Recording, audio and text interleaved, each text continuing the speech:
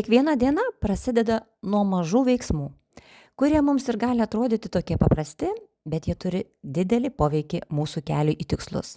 Pavyzdžiui, šiandien pradėjau rytą su tokia paprasta rutina, išsiploviau galvą, įsidžiuvinau plaukus ir darausi tokį rytinį makiažą. Tai gali pasirodyti kaip kasdieniai įpročiai, bet iš tiesų jie yra dalis didelio proceso. Kasdienės mūsų užduotis padeda užmegzti discipliną, kuri yra tiesiog būtina siekiant tikslų.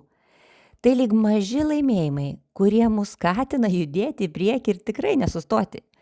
Džiovinant plaukus aš ne tik pasirūpinu savo išvaizdą, bet ir susitelkiu į tai, ką darau čia ir dabar. Toks dėmesingumas padeda man siekti geresnių rezultatų ir kitose gyvenimo aspektuose. Makiažas tai dar viena rutina, kuri parodo, kad svarbu pasirūpinti savimi ir savo nuotaiką. O ši nuotaika tai energija, kurią mes išsiskiriame. Ir ji taip pat turi įtakos mūsų tikslams. Kai jaučiamės gerai ir pasitikime savimi, lengviau siekti didesnių dalykų. Kasdienė rutina nors ir atrodo tokia paprasta, bet ji padeda mums laikytis tvarkos ir siekti nuoseklumo. Tai pirmas žingsnis link mūsų didžiųjų tikslų, nes kiekvieną dieną, kiekvienas mažas veiksmas yra dalis didelės mūsų kelionės.